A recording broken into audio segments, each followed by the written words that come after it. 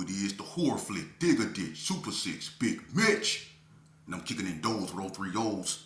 And I'm bringing 28 one-on-ones because we Vegas Sons, it's the Chronicles. And you in the Meadowlands. Yeah, you in the Meadows, man. And you already know what made me. 530. What that mean? Oh, that boy's a desert baby. Oh, yeah. Hope a dub, scrub, 22-inch gold Dana Dames, and Big Bolo Yang. I can never sit on my claims, man.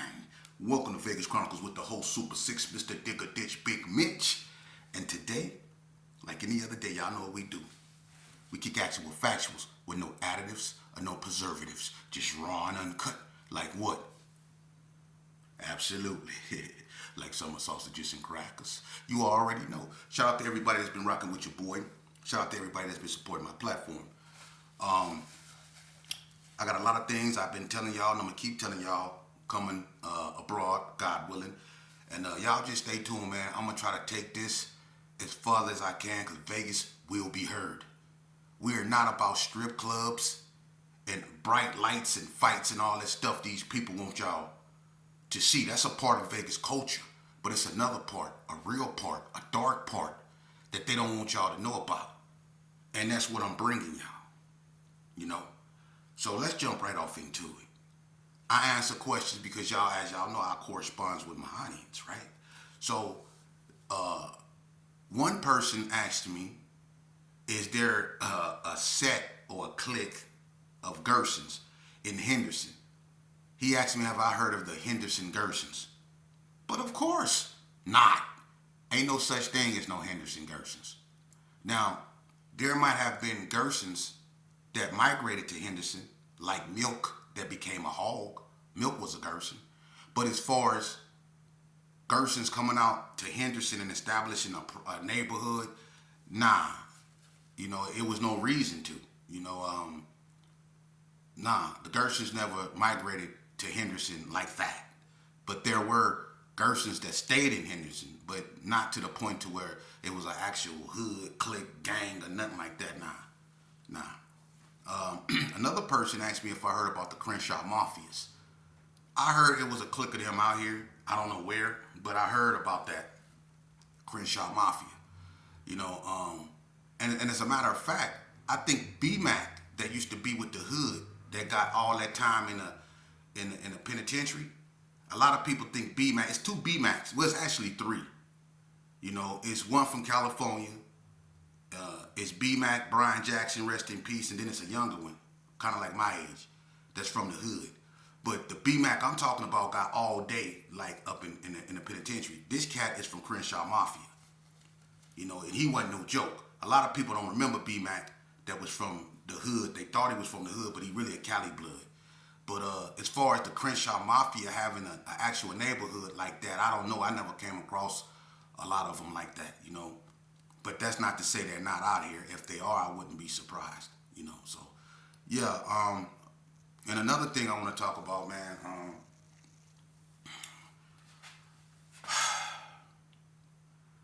I'm gonna be honest with you. Let's really get into it, man.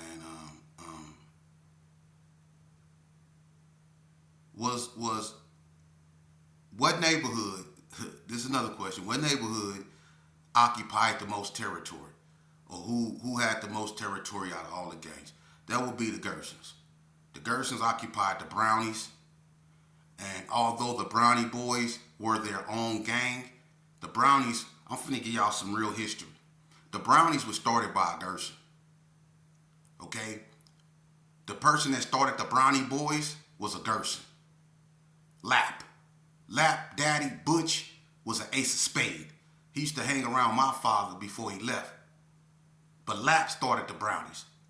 So that was always the Gersons, even though they put on brown. Alright? It's no secret. Alright?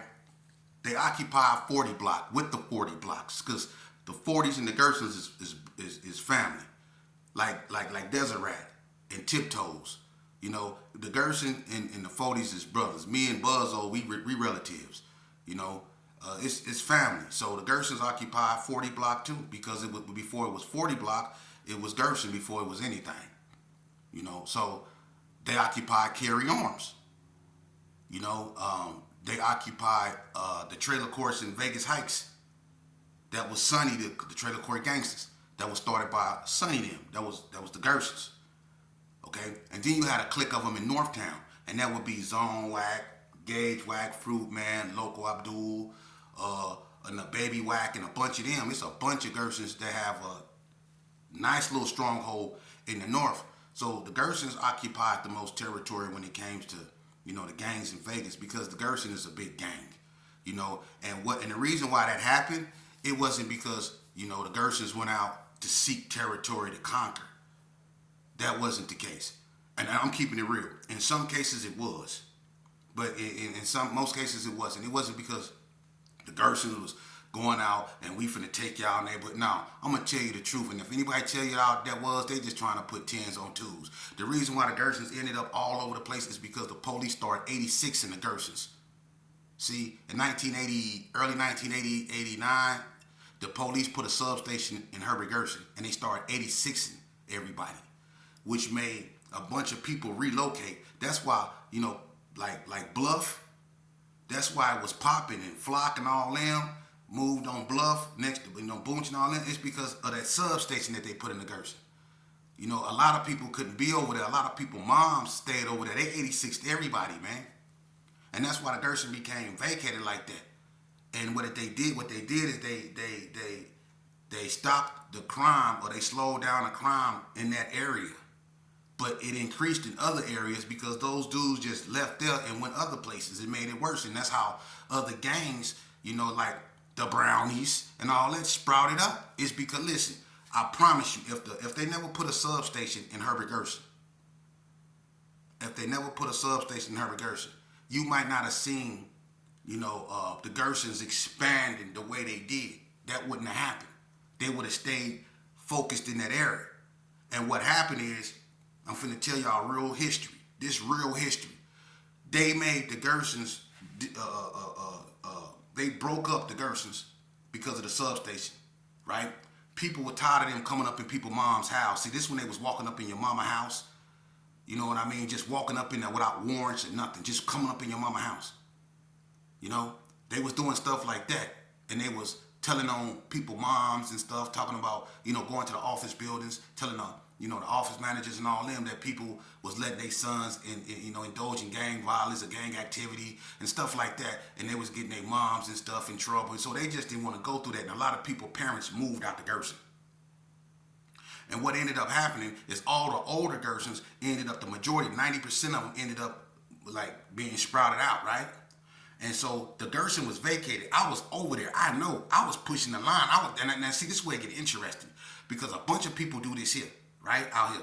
Now look, when I was in the Gerson, when they 86'd everybody, now that was one of the most vulnerable times that the Gerson was ever in, because a neighborhood like from California could have pushed in and tried to set up shop, because it wasn't nobody really over there but the police. And then you had these youngsters. I was one of them, but I've been in the game so long, I still was a juvenile, and they could 86 me, but I was a nuisance. And I witnessed what happened around there. The only Gersons remaining around there was Web Dog and Tyrone Howe them. Then you have Freak Dog them up there, or McGuire, you know what I mean? And a few more. But you didn't have no G's over there like that. You had Freak Dog, Face, and BG them holding down the G's up over there, man. They was holding it down. And then Web Dog them had it over there in Haney Circle, but other than that, wasn't nobody around. Everybody was scattered out. And I was over there putting in work, and what happened was the wax came. See? A new generation. It was like when the GQs kind of faded away, and then Donna Street rose up. That's what happened in the Gerson. The wax rose up and replaced the Gersons that was gone. And the Gerson, in fact, other than Freak Dog, BG, Face, CeeLo's, Dana when she came around every now and then, you know what I mean, Jerry, when he was, in town, Flock used to come back up over there. Flock always stayed, coming through, Woodlock coming through, you know what I mean? But other than that, man, and Web Dog and Hot Dog and all them over there, Pat Grimble, Super Wolf Brother Kurt, all them La over there in Haney Circle, it wasn't nobody in the G's. The Wax had to rise up and take over the Gerson to make sure that nobody come and make inroads up in there. Because everybody was in carry arms. Everybody, some dudes was in Vegas Heights. Dudes was scattered all over the place. Junebug then was up over there in the Brownies, man. People was trying to be where the police wasn't. You see? And that's what happened to the G's, man. That's how the G's ended up like it was all over the place. The Gersons like it was all over the place, man. You know? But, and that's real spill. But I'm going to tell you something, man, about you youngsters. Man, I'm going to tell you something. Because y'all don't get it. I do these videos and y'all think I just be running my mouth.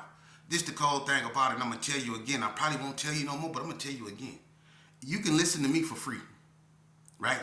I've been through what you're going through. It's not too many people that's going to tell you the truth. They're going to try to dress this thing up and make it appeal to you, gangster, whatever. Ain't nothing gangster about this, man. I had to find out the hard way. Growing up fighting people I thought was my enemies, shooting at people, getting shot at, and getting into all these unnecessary, uncivilized things, man, it didn't do nothing but stress me out, gave me issues mentally, and you know, I want to get into that. Because people don't understand the psychological effects that gangbanging have on people. And a lot of y'all can't figure out why, if you my age, why you still in the street, why you still going to clubs, why you still giving out B shakes, C shakes, G, whatever you giving out. Why you still doing that with white beard? I had a cat tell me, you know what's up with me. Boy, no I don't. An old cat. Talking about I'm a real this and real. No, if you got to tell yourself that at this age, homie, you never was real. Because what's understood need not be said. This thing ain't, let me tell you something, I don't care where you from. If you really been in these streets, you feel me. You tired, you stressed out, you sick of going to funerals, you sick of listening to how such and such did knock such and such down, you sick of your homeboys not waking up in the morning. This thing has a psychological effect on you, man. I'm gonna tell you, it did me like that. I was gangbanging so hard, man. Look, I swear to God, I was in and out of juvenile. Anybody that know me will tell you, I was in and out of juvenile. I swear to God, when I got out of Elko, I remember when I got out of Elko, one of my OGs was unalived. I went out of Elko 2 days. 2 days. I went out of Elko, and I'm already in a car with a shotgun. Finna go shoot up Crip City. You see? Or when I got out of Tennessee, I stayed out of Tennessee 1 day. They remember that? Me, Randall, Quasi, Hard Tackle, Hangman, all us tall, who that? What was his name? Tall Man. All us, we went up to the Brownies, right? And me and Hard Tackle, we were drinking Wild Lions Rose. I got drunk, so I was fresh out of Elko. And Prophet G was with us, because Prophet G was messing with Tanya that stayed next door to me. And when we went up to the Brownies, I got full of that Cisco, so I started stealing on people, right? I broke my hand and everything. I started bombing on people, just feeling good, being out, you know. So me and Hard Tackle around there, we terrorizing the Brownies. I done knocked out about 3-4 people. I done went up in some pockets, not knowing they didn't call security, right? Security didn't follow us from the Brownies all the way back to the Gerson. We on the front, right there on Comstock on 40 block side. Next thing you know, the police started hitting from everywhere. I broke. I had on some overalls, green shorts, a green shirt, Chucks. I broke through the G's. I'm gone. I'm gone. And I got wheels too. I'm fresh up out of Elko. I'm out of there, right? Man, they chased me, man, and the helicopter got on me, man. And when I got over there about Peter Mac damn house, the helicopter kind of dropped, and the wind from it scared me. You know what I mean? I gave up. I couldn't go nowhere. I was out 1 day. Peter Mac came outside, opened his door. He came outside, wide hip ass. He came outside, looked me right in the face, and tiptoed right back in the house. For real. I'm out there spread eagle. 1 day. And in Tennessee for another 6 months. I stayed out one day. You see, I didn't have no understanding. And it took its toll on me, man. It took its toll on me to the point to where I started hallucinating when I wasn't high. I started seeing things that wasn't there. I started hearing things that wasn't there. I didn't want to go home because it was strange stuff going on, man. And it's a lot of people out there that know I'm not lying, that's been in gangs that thought that what they was going through was some type of high from the substance they was abusing or whatever. But a lot of us, when you live in that evil life and you open yourself and you become receptive to that evil, and I became receptive to evil. I wanted to hurt people. I woke up every morning to hurt people. You know? I wanted to come home with blood on my clothes. You know? I'm going to tell you something. I told this story before, but I want to tell you something when I really knew. Look, it was a guy that came to carry arms. I ain't gonna never forget this day. I told this story before, but I really want you to understand why I'm telling you this. It was a guy that came to carry arms. It was me, Lil Bread, and King Roger D. Lil Bread had this stick. He used to have this big old oak stick with black tape around it. And he'd be in pictures with it and everything. It was a big old oak stick, real thick oak stick, right? And it had blood stains on it and everything from beating people. That's what we used to do. We bust all the lights out in the alley. And if you didn't go, and you come down there, you might get it. Because that's what we did. We didn't want nobody to be able to see. We had an escape route that was a hole in the wall in Carry Arms that took us right to 40 block, right on the side of Trapdium House. Right? So we had an escape route and everything. You come down there, we gonna do some bad things to you. And we waited, to catch victims. We wasn't trying to have no money. We wasn't trying to do nothing other than hurt people. So check. This big old dark-skinned dude, he had a photo blue Cadillac. He pulled up. He get out the car. He got on a blue do-rag. He got on a black tank top. Got on some shorts. He got a bag, right? It's me, Bread, and King Roger D. I'm like, y'all know him? Lil Bread like, hell no. But he got a bag, right? So he walk up on us like he know us. And he look upstairs, right where Lil Bread and Big Bread stayed, where Melissa, my cousin, stayed, right? He look upstairs and he said, hey, y'all know Bread? And Lil Bread was like, yeah, I know him. Why? What's up? He was like, oh, that's my homeboy, man. I met him in the jailhouse, man, and I told him when I got out I was gonna come through and kick it with him, man. And is he at home? And Lil Bread was like, so you know Bread, huh? He was like, yeah. He said, you know his brother? He said, and he was acting like he was finna say Lil Bread's name. Then Lil Bread said it for him. He said, Lil Bread. He said, yeah, I know Lil Bread. He said, that's his brother. He was like, yeah, Lil Bread standing right there in front of the dude, though. That's where he messed up at, right?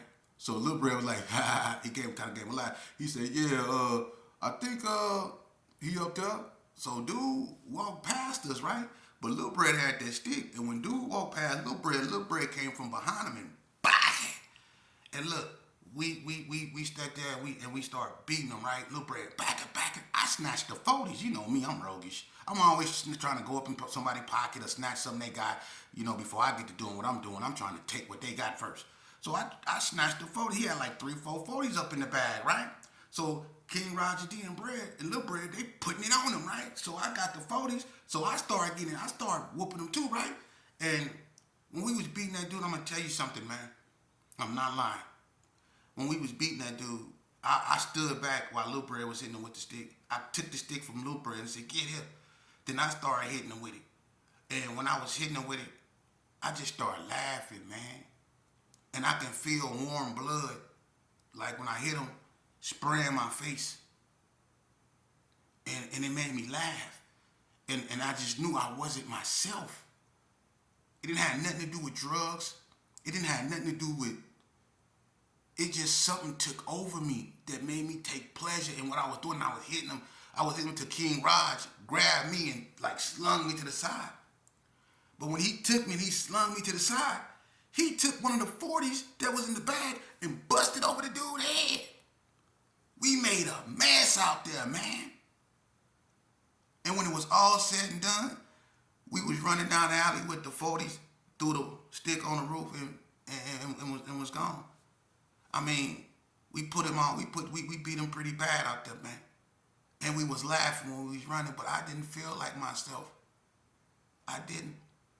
Until the next morning when I woke up. When I woke up out the bed, I had stains on my shirt, blood all in my eye. I was so in spots. Like, what happened? You know what I mean? And when I used to go to Little Bread House, and we used to be over there by the little windbreaker, they had the little brick things over there in the carry arms, you know, windbreakers, like, and it was so much blood on the ground, stuff like that. I used to stare at it, like, dang. You know, we beat that dude up kind of bad. He was just coming over there to see bread, you know? But that's what I want you youngsters to understand. When you do stuff like that, you might think that stuff has no bearing on you, but when you get older, it do. You ain't gonna be able to do this for the rest of your life, man. You youngsters, y'all smile, y'all out here with your little clothes on, with your little blickies, you know. You ain't got no parental supervision, so y'all out there and y'all knocking each other down, man. Y'all think that's cool. Then y'all out here taking powerful substance that these people got out here on these streets, man. Our children don't stand a chance if we don't intervene. Can't nobody in a white coat fix this. For real. And we want to lean on a preacher. But the preacher's preaching, but who the preaching reaching? Think about it. There's more churches than schools on the west side. But look how much trauma and turmoil it is. Well, what's the problem? Haven't y'all gang-banged enough? Haven't we gang-banged enough for you youngsters, man? Y'all think this a game, huh? You really do? You think that because you with your little clique and y'all doing all this in your camera and you're rapping and you're doing all that stuff and you feel good about yourself, you think it's all about that life, huh? It's not. It's another side to that life. And you know what the other side is? It's when people get up on that Saturday and they put on their best clothes and they go to that church and they file in because little Bobo was unalived by little Ray Ray. Or what Link JoJo, he went to court and he got 2, 3, 4, 40 lives. Then you realize this ain't no game no more. Y'all so tough until you up there with tough people. Let me tell you something about the penitentiary, man. I ain't never in my life met so many people that went to prison and found God. It's so many people that went to prison and found God, you would have thought God was locked up. For real. You would have thought God was locked up. It was so many people that found God in prison. But you know, when God do for them what they seek for him to do, like put them in the right frame of mind, even expose the real to them, like these cats really ain't your homie. God will open your eyes up in that penitentiary if you allow him to. See, that's why I learned that everybody don't stick by the code. Nah. Y'all think they not telling? You think they not? I don't care who your homie is. I don't care what neighborhood you from. You think they not telling? I was in a penitentiary with a bunch of cats with names. Names. But I'm going to tell you something. When it came to them and they homies, they chose them. See? It's a bunch of dudes that's on them prison. Let me explain something to you, man. One thing about the Southsiders, I don't speak on them, but I say this about them. They don't tolerate this. Ain't nobody doing this around them. That's why they paperwork check when they come in. Ain't nobody around them Southsiders with no strange case. And y'all know what I mean when I say strange case. Ain't nobody around them. That's why they paperwork check to make sure they ain't got no weirdos around them or nobody that's doing this here. That's where the Southsiders, you got to give it to them. They know who they around. The blacks, this where they falter. They don't don't care who on the yard. They pick and choose who they want to enforce that, oh, he told on me stuff, because it's dudes that had told on people, and they was working out together. They didn't told on each other, and they on the way power working out together, and they didn't told on each other. It's been dudes that got told on, and the dude that told on the guy pressed him. How you got pressed by a dude that tell on you? Like, what you want to do? You around here with my name in your mouth? And he know he told on you. But he pressing you, and you turn it down. You don't want it.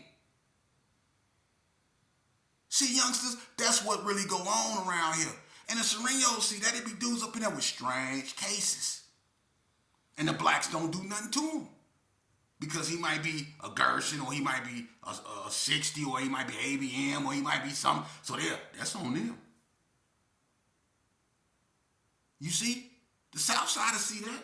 Because a lot of them Southsiders be in court with a lot of you cats when y'all get y'all cases read out. So a lot of them Southsiders be knowing, oh man, he in there for such and such. He shouldn't even be on the yard, man. That's why a lot of Southsiders look at blacks like, how could y'all let this cat be on the yard when y'all know what he did? And let's not be naive. You know? Let's not be naive, man. You know? And then a lot of these dudes, they get out here and they'll write a book lying. Lying.